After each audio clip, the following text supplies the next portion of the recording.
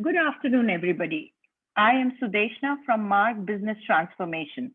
A very warm welcome to all of you for this webinar. Uh, MARG Business Transformation is a 12-year-old organization. Our objective is to help organizations and leaders solve their problems. Problems may be relating to challenges to achieve results for today or getting prepared for tomorrow's opportunities. Problems may be of process, strategy, people, or change. We are there to provide a holistic solution to enable your success, be it in training, consulting, or coaching. Today's topic is very relevant in the current scenario. Pre-COVID, corporates were embarking on their journey on automation, digitalization, and staying relevant with the current skills was more so a challenge of the individual. But with the pandemic hitting us, it has become a challenge of the organization itself to stay relevant. On one hand, we are hearing of stories where business lines or organizations facing numerous challenges to stay relevant, or on the other hand, we have people stating this as the Y2K moment for a certain class of industries. So today, as we are, so today in this current world, reskilling and upskilling becomes utmost important. Today we have Krish, Director Marg, Head of Consulting Practice, and the Master Trainer of all our global products, take you through this particular webinar. Krish has been exposed to organization challenges both as a leader in the past and now as a consultant. So today he brings to you the Marg way of doing things. Over to you, Krish. Thank you, Sudeshna. Good afternoon to everyone. I'm hoping that in the next 1 hour, you're not just going to have a view on what makes this topic interesting and difficult, but I'm more focused on giving you something actionable, something that you can take back and work on in your organization. That's the intention of our webinars. Most of the time, our webinars are working webinars. So, with that introduction, let's get into the topic itself. Definitionally, skilling, it's, in fact, when I looked up Google, it said skilling is more an South Asia word. It's not apparently prevalent elsewhere in the world. We're talking about making sure that an employee, a person, is getting the skills, the method, the training, the approach with which to get a job done. So what do reskilling and upskilling mean? Reskilling, we are saying, is asking yourself, especially in the current environment, asking yourself whether the person who's a great part of your organization, very valuable part of your organization, is having the kind of skills that the organization will need a short while later. A short while later could be a few weeks as a part of a transition, it could be a few years. But as the organization looks at its at its future, it asks itself, I've got these people who are engaged, who are committed, who are working well with the organization, but the roles that they have may no longer exist, or the skills that they are applying on their roles might need to be very different. So that process of reskilling is reinventing that person with different set of skills, making them prepared for a different role altogether. Upskilling, on the other hand, is this is me, I'm in my role, but my role just changed. I went back home on Monday, I came back on Tuesday, and all of a sudden on Tuesday, the way in which I do my work is fundamentally flipped. The way in which I conduct business, the way in which I think, the way in which I approach my mindset, everything is flipped. And I need a different set of skills to do the same job I was doing. So, for example, in reskilling, maybe you were an organization that till yesterday were working on, well, you were a manufacturing organization, right? Until yesterday, as a manufacturing organization, you had all the traditional roles you needed to have. Today, people went back home, came back, and then the fourth industrial revolution hit. And all of a sudden, you're an organization that is, you're a manufacturing plant, you're driven by robotics. And given that you're driven by robotics, all of a sudden you have this group of people who can be doing different roles, but those old roles they were in vanished. So there's going to be a lot of reskilling happening. But in the meanwhile, there are heads in the plant, there are leaders in the plant, there are inventory managers in the plant, there are other roles which are not shop floor roles, but they're looking at the shop floor and they need to reskill themselves. They need to upskill themselves because the way they were doing their work till yesterday is no longer going to work. So that's a manufacturing example. But let's say you're in the services industry. Till yesterday, you were running, you're an organization that had a large group of developers. So reskilling in that context meant maybe you were all working on cryptocurrency and all of a sudden digitalization is hit. The way in which we work has changed. Now it's AI all the way, right? So you're saying, hey, cryptocurrency is a bet we had, but that bet doesn't work for us anymore.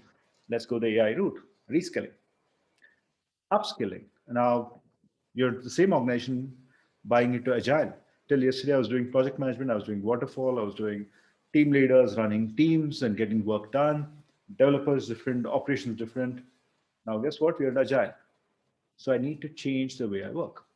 So that's your reskilling, upskilling story. Why is it important? Why are we talking about it? Two parts to it. One, it still fits into the broader umbrella of learning. And learning, we know as organization has always been difficult. Training is not difficult. Workshops are not difficult. Having a priority or a goal on that sort of topic is not difficult. But the act of learning or the act of making intelligent people learn has always been a challenge. And now you're saying the employees need to learn in context of a crisis, an event, a necessity, and they need to reskill and upskill, change the way they do their work. So it's not just learning at an abstract level. It's not about, hey, you need strategic thinking and sending you to a strategic thinking workshop. This is more about you changing the way you do your work to stay relevant. So it becomes very, very important in any case.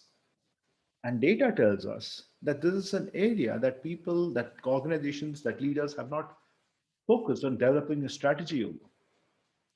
The absence of a strategy, this is last year's data, this is as of 2019, as of last year, 50% of the organizations surveyed by IBM had no strategy for developing the skills.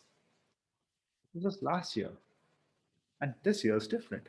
This year is different in so many ways. As Udeshna introduced the topic, you realize that with the pandemic, the way in which we function has changed, and it has changed irretrievably so. No matter when things come back to a normal, that normal is not going to be the same thing as we had before. And let's talk about learning in that context. Let's talk about reskilling and upskilling in that context. What does it take to make it land? That's the context in which we are having this webinar. The key thoughts we had was, as an organization, how do we make, wearing an organizational hat, how do we make this happen? How do we make sure that the organization stays focused on this topic? How do you make sure that messaging on this topic doesn't get messed up? And sometimes it can get badly messed up. How do you make sure messaging lands really, really well? And how do you make sure that the leadership and the organization stay focused on this? Those were the questions we tried to answer with this webinar. For those of you who are attending a MARG webinar for the first time, our standard operating procedure, number one is your chat window allows you access to the panelists. And I would request you to post all your technical questions on the chat window. Any questions that you have on the topic itself, on the content, we could use, there should be another icon that says Q&A. And if you could post it there, it'll help the team parse the questions well. I do request that you have a sheet of paper or something to capture thoughts, capture reflection on. And lastly, we're going to use Poll EV. Poll EV is a live audience poll mechanism, and we pop questions from time to time just to make sure you're awake, just to make sure that you are connecting with what we're discussing, right? So how does this Poll EV thing work? Let's do a quick test. Um, my request is I would like you guys to go to this website. Maybe you can use it on the same device, same comp if you're running it on the webinar on the comp, or maybe on your phone. The website is pollev.com/marg transform. And once you're on that website, my request is could you answer the question that pops up?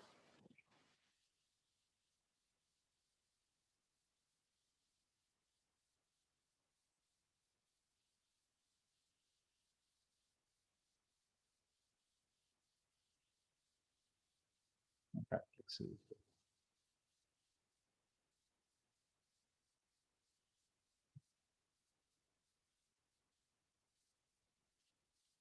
ev.com/mark transform.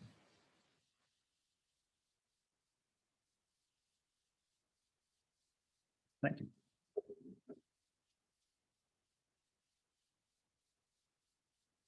I'll do this a minute more. And we're going to dip into your thought process every once in a while. It's important for us to know whether we are focused on the right thing in the next, again, 45 minutes. I see the greatest proportion is still curious on what is this upskilling message and why should anyone care? Just so you know, the reason why we have these three items is we were thinking of this webinar as touching different parts of the organization. And this first among the three webinars was going to be focused primarily on what do we need from leaders? What does the organization need to hear from the leaders? And how do leaders play a part in this whole game? So if you notice these three questions, they all focus on org attention. Who drives org attention? Leadership. Why do we need upskilling, reskilling, messaging? The messaging comes from where? Yes, it could come from L&D department, it could come from HR, but preferably it comes from the business heads. And the third question, how to sustain leadership attention is back to leadership. So thank you for sharing this. Very clearly during this webinar, we'll be focusing a lot on the messaging part. With that said, let's take a step back. When we talk about this reskilling, upskilling storyline, who's involved? Obviously, the employee is involved. The employee is, uh, I don't want to say target, but well, you want the employee to flip. The employee can be at any level of the organization. We all need to reskill. We all need to upskill. Every one of us has changed the tools with which we work over the last 6, 8 months. What made us successful before and what makes us successful now are very different. If you're in the current world and you're not comfortable with Zoom or Team or WebEx or whichever video conferencing mechanism you use, if you're not very comfortable with it, there is a cost to how well you work. So definitely, we need our employees to be the point which says, yes, I get it, and I want to work through this reskilling, upskilling process.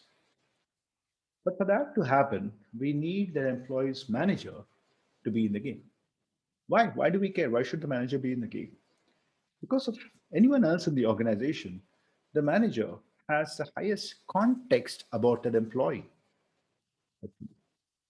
The manager knows the employee's aspirations, dreams, thought process, best way they work, what they struggle with, what they don't struggle with, what makes them excited, what makes them demotivated. The manager knows a lot of stuff.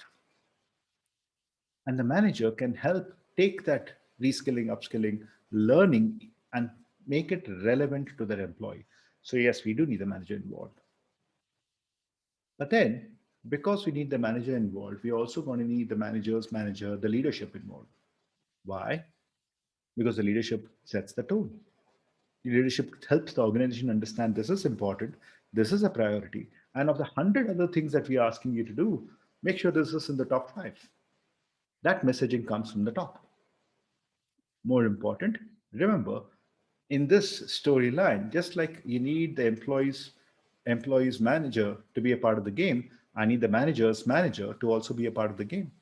When the manager's manager is engaged in the game, the manager then has a clearer idea of what is expected. Is that enough? No. There's one more piece to this puzzle, and that's where the organization itself is. Is the organization booming? Is the organization struggling? Is the organization has it just finished with a merger? Is the organization looking at 15 other capabilities that are all landing up at the same time? Is the organization under pressure? Is the organization under regulatory attention? Is the organization facing competition or not facing competition? Has the organization just expanded? Has the organization just contracted?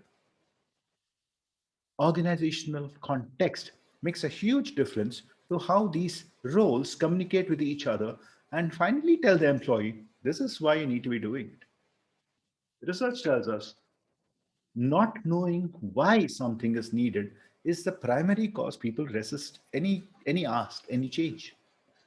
We need to address that why in a consistent, aligned fashion. So where the organization is must be aligned to where the leaders are, must be aligned to where managers are, so that the employees get the same information. Fine. If this is who are involved, what do they need to keep in mind? From an organization perspective, its culture and what I just finished saying as business context are both important. What I described were a lot of contextual items, but think about the org's culture itself. I'm not deep diving into culture as a topic, but I would like you to keep in mind that culture, the expectation of how people interact with each other, how decisions are made, how people connect and deliver their work, those are absolutely crucial. And they have a high element of impact on how a reskilling, upskilling conversation goes, how a learning conversation goes. If an organization's culture is around postmortems, retrospectives, and finding out who did what wrong, that's a very different learning environment from an organization that is always on the mode of what's next? How do we do this differently? What did we learn and what can we do? Very different ballgame. Very different ways in which that organization is going to deal with those business context items that I talked about. An organization that is forward looking is very different when it comes to a merger or acquisition versus an organization that is inward looking or hierarchy driven. So that's from an organization perspective. From the leadership perspective, what's involved is where are their goals? Where are their priorities? What are they looking at? Like it or not, pandemic or no pandemic, we all have 24 hours in a day and we can do only so many things. Our mental attention span is only for a smaller subset of that. And leaders are where all difficult problems get escalated to. By definition, a well run organization is going to have processes and smart people at the lower levels of the organization to take care of the issues that pop up and trouble them. So, obviously, the stuff that boils upwards, which turns up upwards, are the more complex stuff.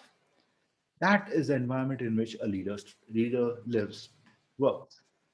So you want something of that leader, you need to ask yourself, where does it sit in their overall goals? Is it something that they're driving already or not? And if it is not, it is in their blind side. So from a leader's perspective, what's involved is can we get this in their goals and can we get this in their priorities? Then comes a manager. And in manager's case, it's an interesting combination. One, a manager is driven by what they need to deliver. There are zillion metrics that all boil down to manager. Where are you? Why is your team not doing this? Why is your team doing this? And so on and so forth. They are answerable to a lot of numbers. Also, the manager has their own head and their own heart. Where is the manager's own motivation? Where is the manager's own ambition? I've dealt with a lot of conversations where employees say, well, I would love to do it, but it doesn't look like my boss is going anywhere. It looks like my boss is retired.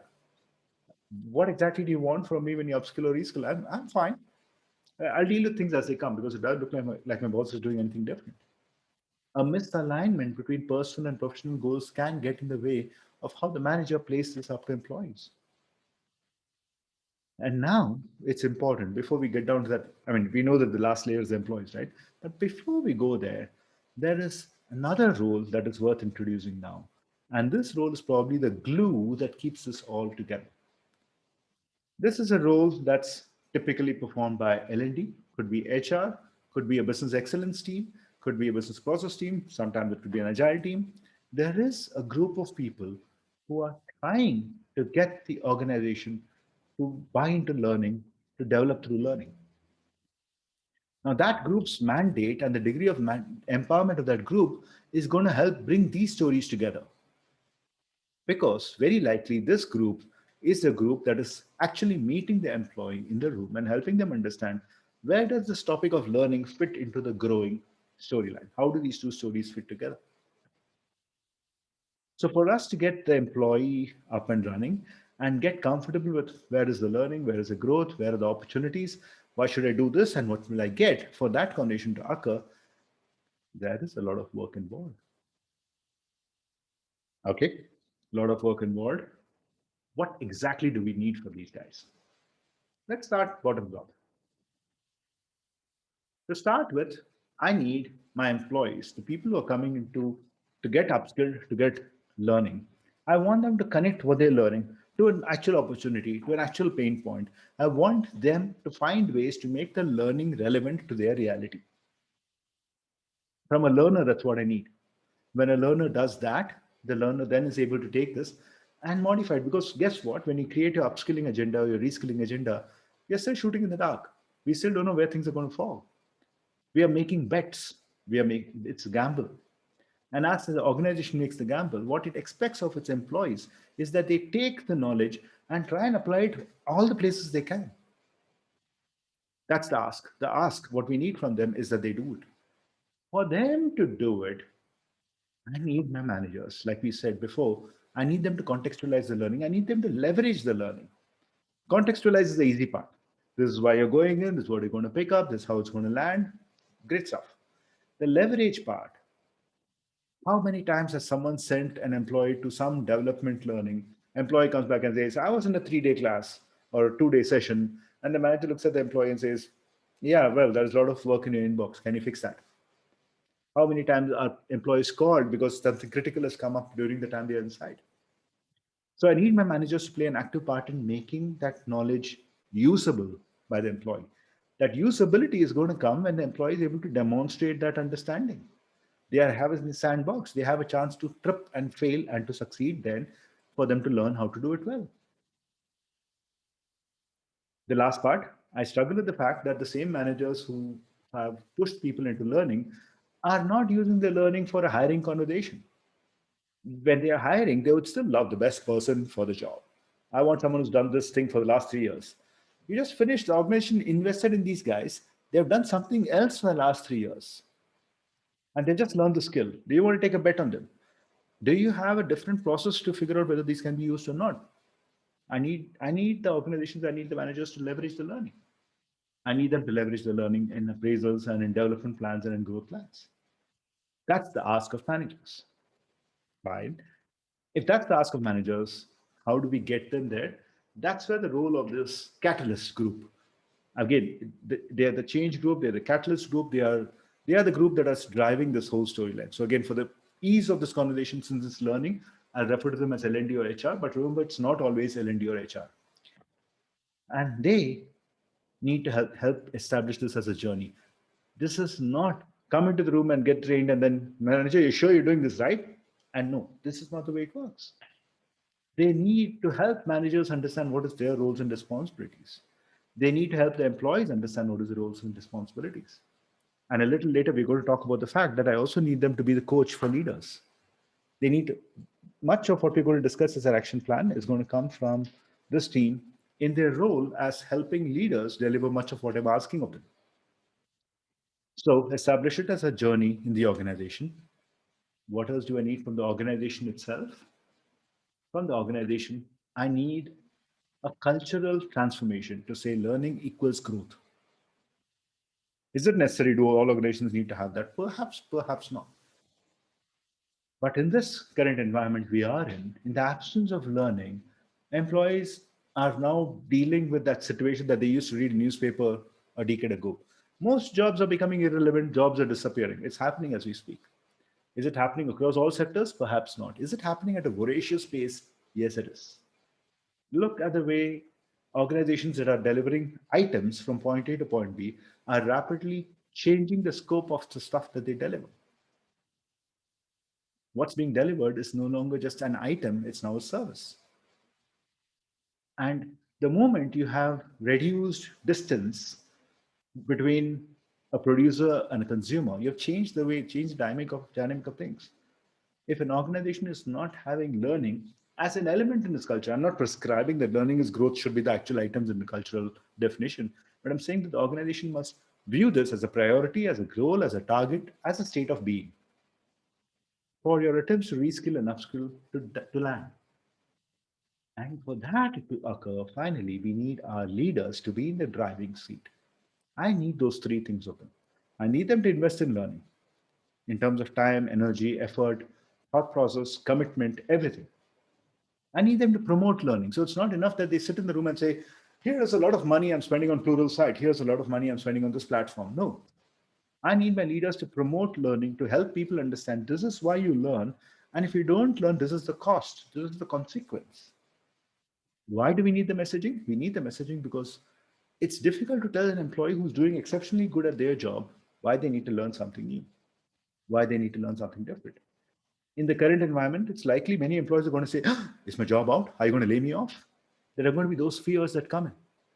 And I need a leader in a position of trust to say, no. But this is because you and I neither knows what job you're going to do a little later. It's best that we scatter our bets as far as possible in as many different things. I need you to upskill. I need you to reskill. Finally, embedding learning. Learning is not just the event in the room.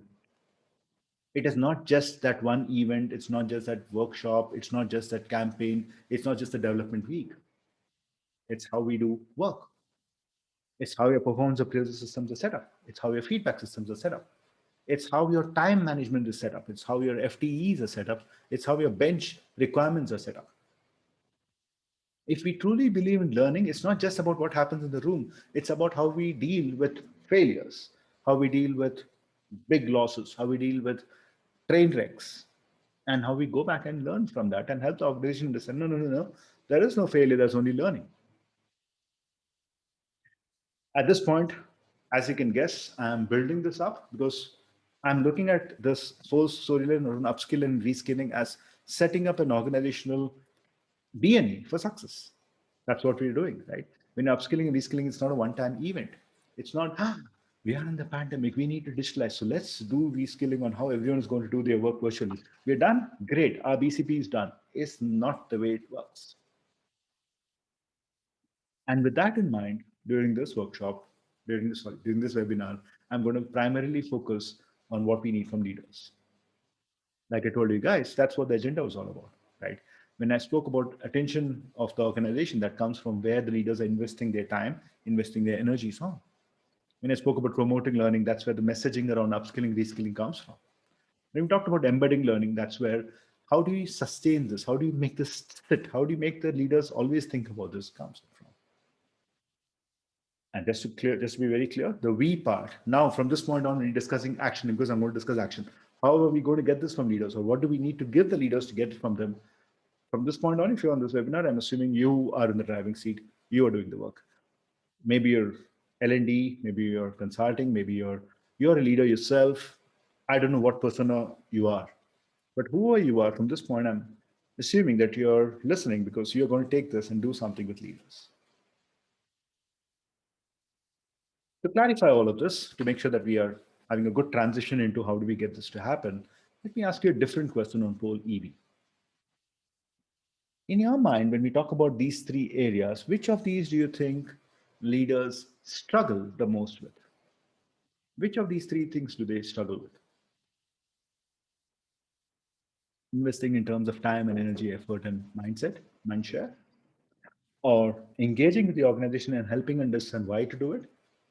Or is it about making it stick, making sure learning is sitting in everything that we touch? Which of these do you think leaders struggle with the most? And just so we're clear, this is not because we're taking a pot shot at leaders. This is for us to understand where they need the help the most. It's very likely leaders struggle with one or the other because there is a gap in how we create leaders and support leaders, how we coach leaders.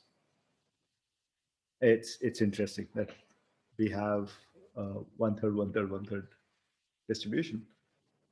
And what that means for me is these are all three hot issues. Sometimes I've seen these being hot issues because leaders are already having a 10-point agenda and they need to deliver, deliver, deliver.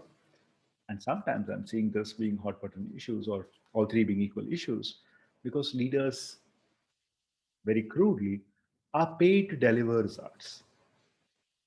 Often leaders are not paid to deliver to build organizations. Often leaders are not paid to build the organization of the future. Often leaders are not groomed to build leaders under them. Leaders become leaders because of their technical competency, often, not saying always, but often. In which case, these are areas that they may need help on. So with this in mind, let's do a very quick blueprint before we get into Q&A.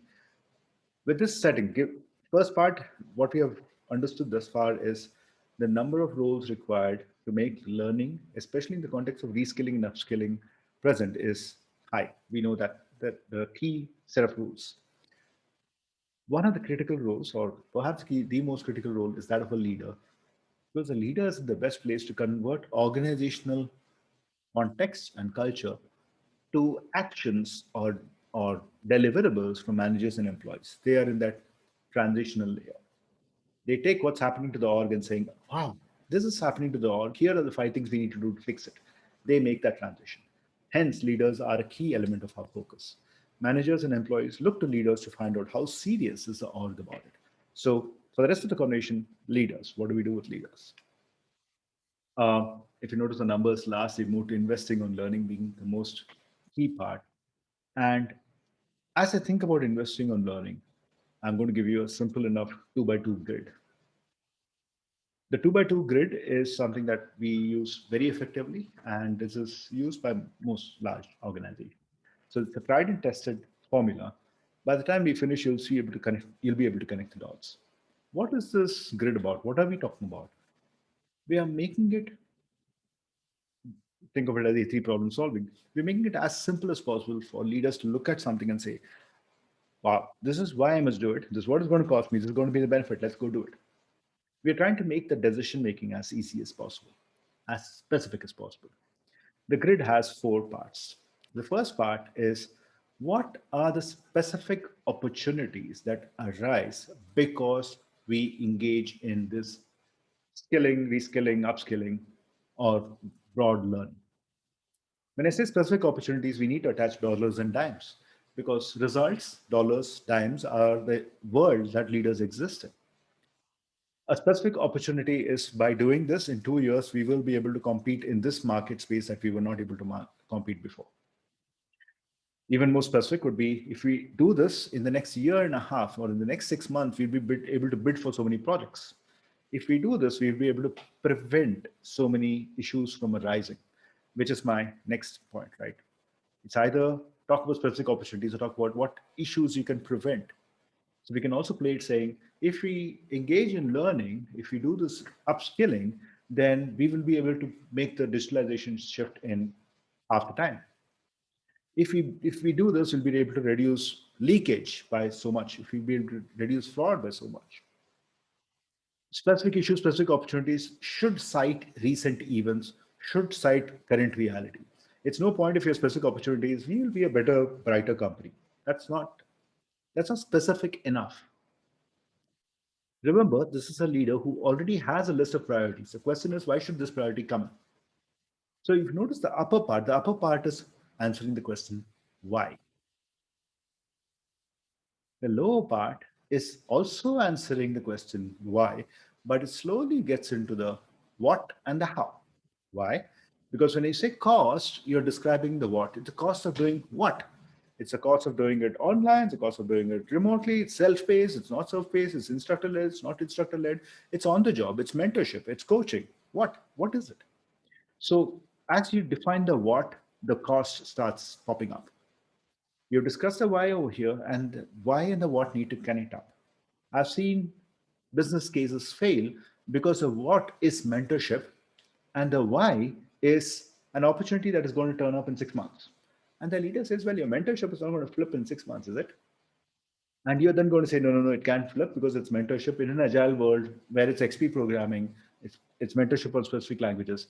You can give them the speech, but it may not land. You need to connect the what with the why.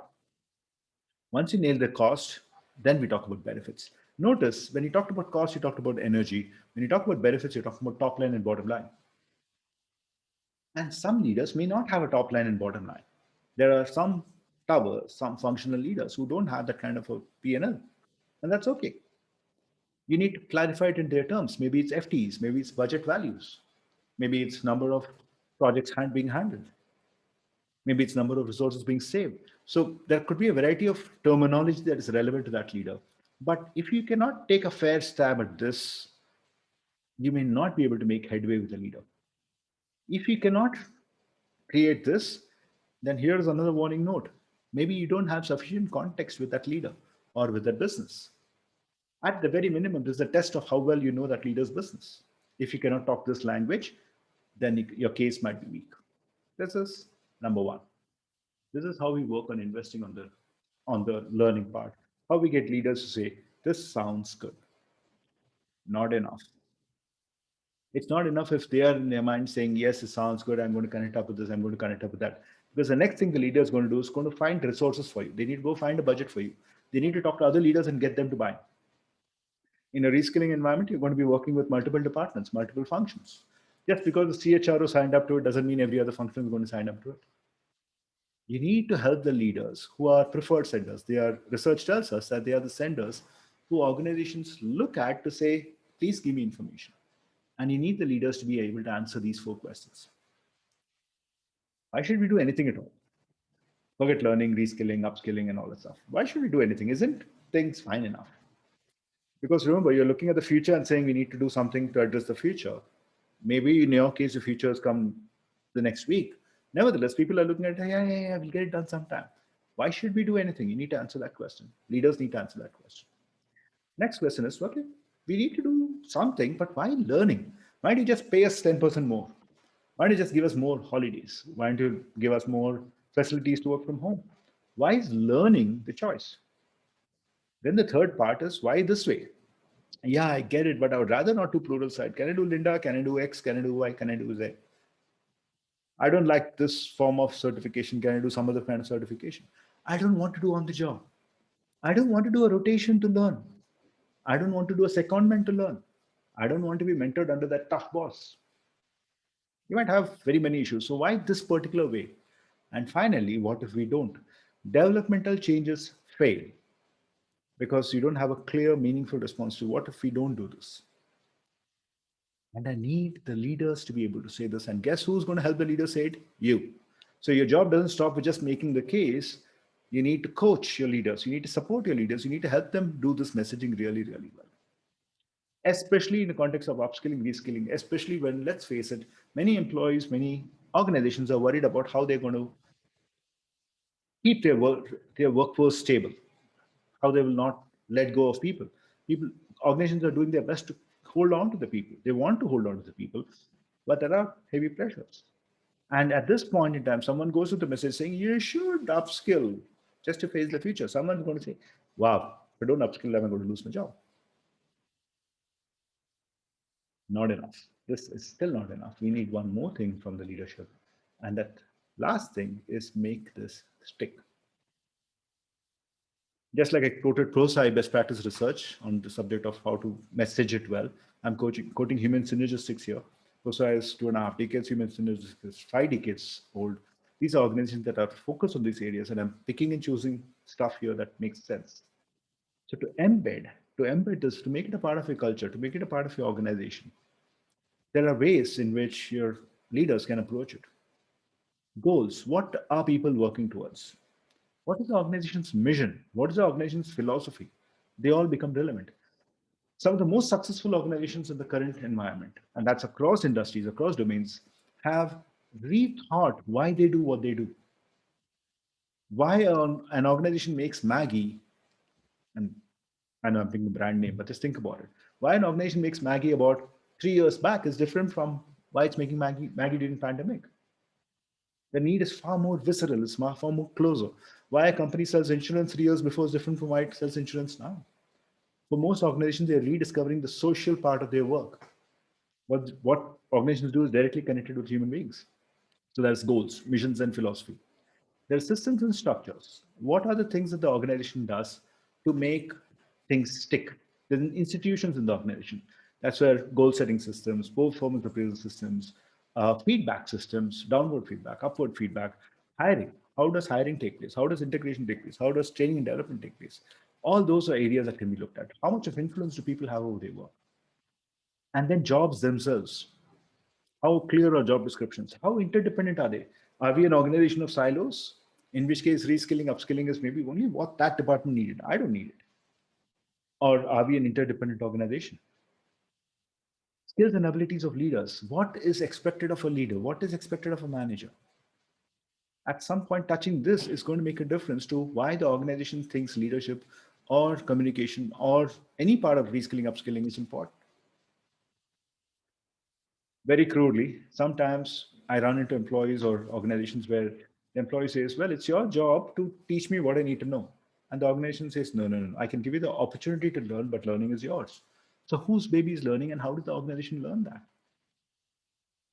These are, again, research driven ways in which, if you touch these four buckets, five buckets, you're going to find there's a lot of benefit in how an organization absorbs and maintains something. So forget leadership potential. The organization itself will hold on to it if leaders bring skilling, reskilling, upskilling into these areas. This is your blueprint. This is what we need to execute. If you want answer to your question on how do we make this successful, how do I make that messaging meaningful, why is that messaging needed? Because guess what, normally we are not doing all of this. When we don't do all of this, it doesn't land. So our execution sits over here. This is your blueprint. These are all the things you need to do. And as you do it, it's important for you to also think about who is that leader of yours. What is their profile? What is their thinking thought? What is their thinking preference? How do they, are they an extrovert leader who likes communicating? Are they an introvert leader who likes to send an email? Are they an extrovert leader who, are they a leader who likes numbers and data for you to make your case? Or do they like to know the impact on employees? Do they have a different kind of preference? You are your leader's coach in this journey. If you want to make this occur, if you want to make this voyage occur, this blueprint is, and, and I say to use the word guaranteed in a webinar, but this is a brilliant blueprint with which you can make reskilling, upskilling, and learning stick in your organization. But it's not going to make headway if you misread your leader, if you do not have the context to your leader, if you don't understand your leader well. Bringing this whole story together is where our game lies. This is my story. This is what I wanted to share with you. And my key thoughts to you at this point is uh, maybe the next minute, try and capture on a sheet of paper, where do you see issues? Where do you think leaders can help most? Or where do they need the help most? In the investment case, in the promotion case, or in the embedding of leadership, of learning? And what are you going to do to help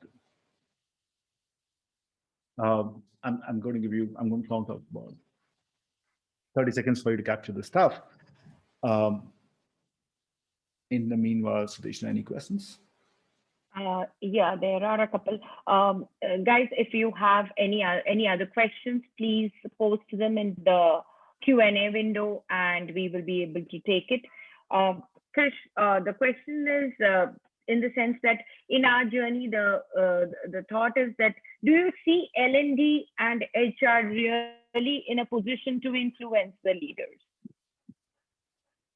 It's a great question. I've often said in my own career that the best HR teams are the ones where the CXOs, CEOs have the greatest trust for them. So it's a symbiotic relationship. When the business recognizes HR and L&D as being experts of people, just like business is experts of business, that relation works really well. And if you don't have that space, it doesn't. Acknowledged. That said, I find the reason why this whole blueprint came up is we are finding that whether the function has a credibility or not, the way we are setting this up, we are making the whole case relevant to a leader's pain points or relevant to a leader's upsides. The game starts with not whether as a function we are there, we're not there. The question is, does the leader see this journey of learning meaningful to their organization?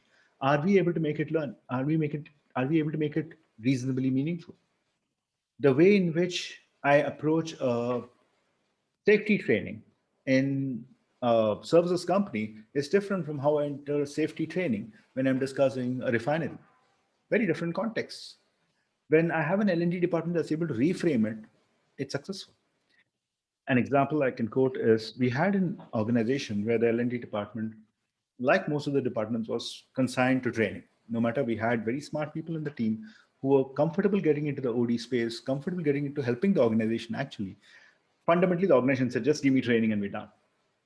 The flip occurred when we had one or two of these L&D teams. We had a conversation and we helped them make the case. When they went back to leadership with not just about training and this year and budget, they went back with saying, here is an analysis of the people problems you have. And that included productivity, that not just retention and attrition, but productivity and disengagement and how much it's costing you. Here are the four cases that your managers are complaining about. Here are the four cases where your stakeholders beat you up. Here are the four cases where your business is not coming up. And guess what? I have solutions. This is my solution, but it is not a button to flip. It's not a switch I can flip. Are you interested? Well, the problem you try to solve is probably the first part of your journey in making us more relevant, making L&D, making teams more relevant to business leaders. As a business leader, I'll be quite honest. I struggle to find time for the other functions that would reach out to me, because pretty much every function has an opinion, and every other function which came to me had a reason for taking up some portion of my time.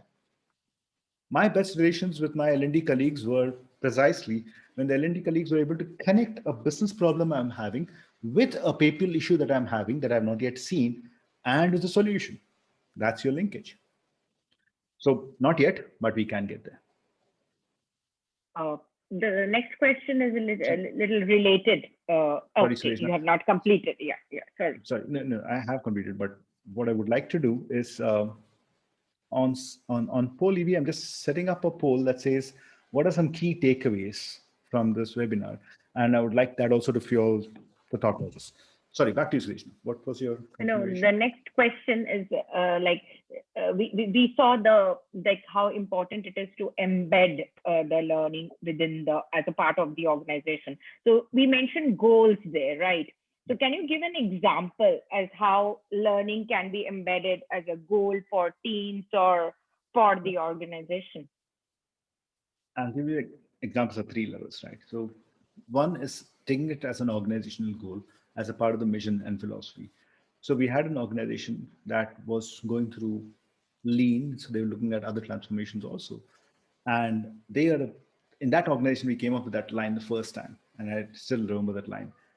As a mission of the organization, as a part of the value statement of the organization said, we develop great leaders who deliver outstanding results. By saying this, they changed the whole paradigm. The paradigm became that I need to focus on leadership development. I need to make sure that I have strong people, and they're not strong. We need to let them go. We need to let them go. We need to coach them. We need to coach them. But we are going to make leaders deliver great results. It's not just going to be about numbers, numbers, numbers. So that's taking a goal at that level. I'm guessing the question was more at a metric level. So at a metric level, it's easier for me. Sometimes I've taken, depending upon nature of an activity. So goals can be along the lines of we will rotate so many individuals a year. We will have so many individuals going through different roles, different responsibilities during a year for them to grow. That's one kind of goal you can take. Other kind of goal you can take is, and this is more adventurous, where we said you cannot reach a certain grade unless you have headed at least two other roles, two other functions. That's another kind of goal you can take. A third kind of goal you can take is every project needs to have at least four parameters within it driven by new learning. And new learning in that particular context, it was an agile driven organization, right? So a lot of agile practices were on. So new learning in this context became how much of agile practices we could bring into different projects. We saw this as the fastest way for the organization to transition from waterfall into agile. But how many new practices can you bring? The other way to run it is obviously how many new projects can you acquire? That pushes a pressure, that makes a pressure on the front end to bring in different projects, different customer groups. And there the target for the organization became how many new verticals can we create based on these four areas that we're going to do learning and development in. So they picked up four platforms that they were investing into, and they said that I'm going to be investing into these platforms, expecting projects in the next 6 months. The next 6 months target became a top line target for the front end teams, while there's a huge pressure on the organization that, hey, we need to develop skills fast enough and sensible enough for us to make the switch. We can play this in very many different ways. The last thought is making it a part of the goal sheet for a manager and leader is exceptionally important, right? So number of employees under them who have now taken up new roles. We used to call it really almost like managers almost becoming an outplacement team, right? How do I get managers who are almost like employee factories or leadership factories? They are able to bring in employees, get them to learn new skills and move them to different parts of the organization. Those are the managers of price. At a leadership level, how many leaders do I have who can develop silos which are resilient? No matter how many people come in and go out, we are successful. Making leaders focus on process resiliency allowed that favorite point, right? This is my best person, I can't let them go. Allowed them to work on that one.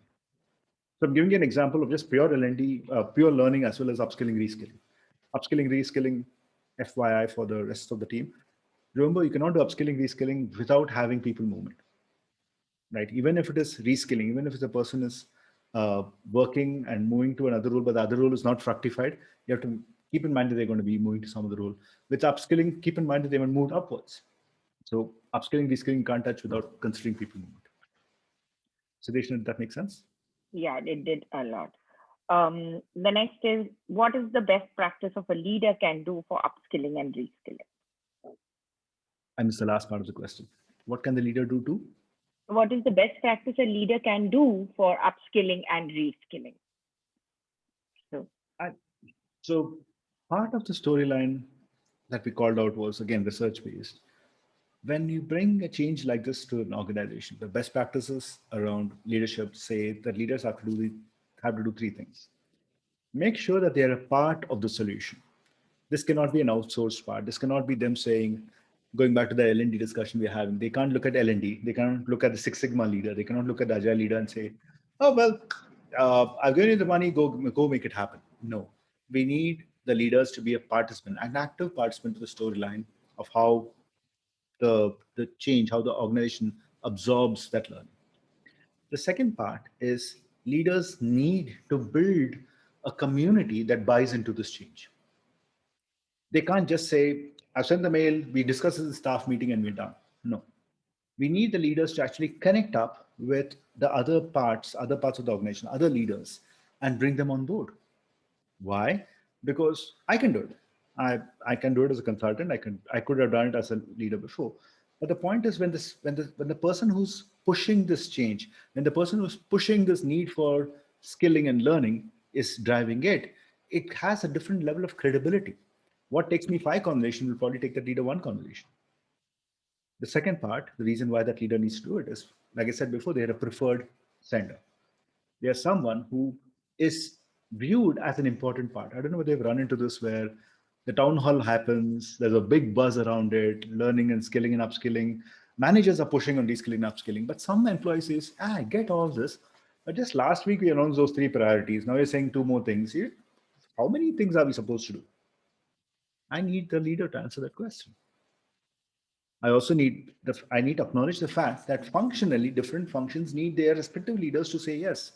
I need the sales team's head to also say upskilling is important. I need the manufacturing head to also say upskilling is important. I need the development head to say upskilling is important. I need the deployment head or the quality head or whichever testing function to also say upskilling is important.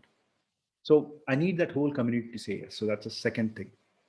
Be with the project team and make sure that you're building that community of leaders who are saying yes. Third part is be the face of the change, be the face of this ask. It cannot be from the desk of that person. I need that person to be a part of that particular way in which you're engaging with people, telling them, teaching them, giving them the opportunities to go to other places and learn. I need the leader to be part of the team. So those are the three things that come from best practice. This comes from precise best practice on the subject of change, on the subject of dealing with change. Project team, building the community, as well as being the face of the change. I'm not being hard on leaders. It's just that they're very, very important. uh, there is one more question on we usually treat learning as events, right? Normally we find one workshop here, one workshop there, but moving it to a journey will be something new for a corporate, right? Moving it up is a learning journey. So how do we effectively we can make a transition like that? That's from an event-based,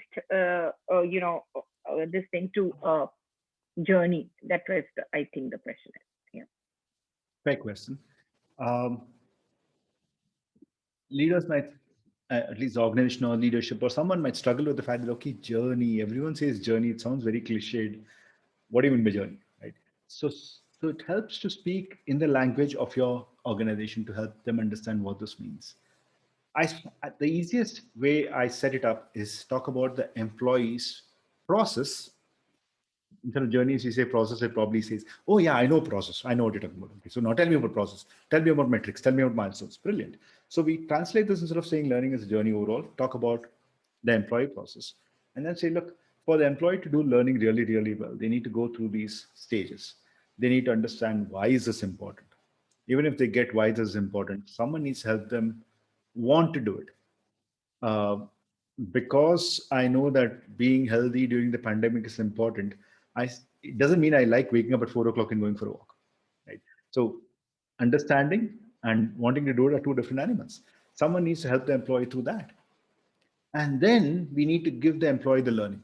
Again, like I said, that giving the employee the learning can be an experience, can be knowledge, can be a textbook, can be an online course, can be God knows what. Whichever means you have to transmit knowledge to the head, you're going to transmit, but you're not done. Because you watch golf doesn't mean you can play golf. Because we all watch IPL and have a lot of comments on the players doesn't mean we can play the game. So knowing and doing are two different animals, and we need to make the employee go through that knowing doing journey. And for all this, I need the manager's support. The employee can't do this alone. Every step of the way, we need the manager engaged. So as a process leader, do you see that the manager and the employee both need to be involved? Hmm. And for this to happen, all the steps they need to get encouraged. They need to get some reinforcement. Some employees are going to learn fast, some employees are not. Some employees are going to get quickly, they're going to get reskilled and find another role. Some are not going to do it. Some are going to get upskilled and some are going to get left behind. What is your story for it? So, leader, do you get that you need to help managers know their role in this whole game, part of the process, and then the employee? As we speak this language, I've seen leaders able to parse this. I get it. So let's not start with a 50-member group. Let's start with a 10-member group. I get this. Let's not start with this manager. Let's start with that manager. General thumb rule. The moment your leader moves from why questions to how questions, you probably clicked. They probably understood. But my counsel to you is, as a journey, it sounds a little abstract. When you call it a process and you think about it from an employee's perspective, this might land much better. Sudeshna, over to you. Yeah, we have come to an end of the time we have. So, if there are any other questions, we would be taking them, kind of, giving you the answers maybe on mail, etc. So, Krish, you have a few learnings coming up here as action items. Yes, I noticed that. And I think these are critical ones.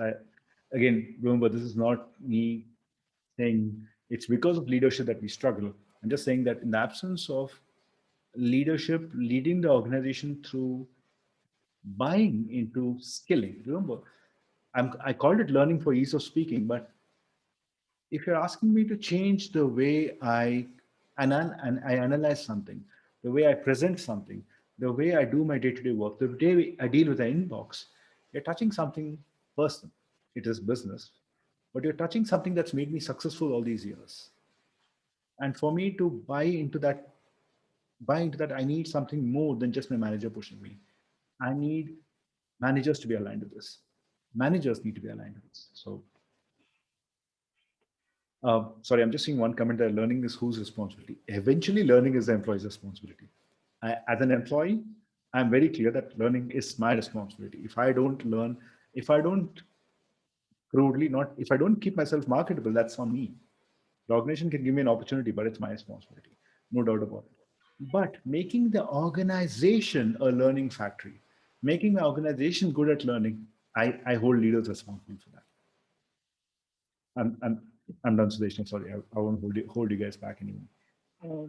Thank you, Krish, and thank you all for attending this webinar and making worth our while. If you have any questions, drop at learning@margonline.com and we shall be getting back to you as early as possible. Thank you. Have a great day. Have a great week ahead. Thank you, guys.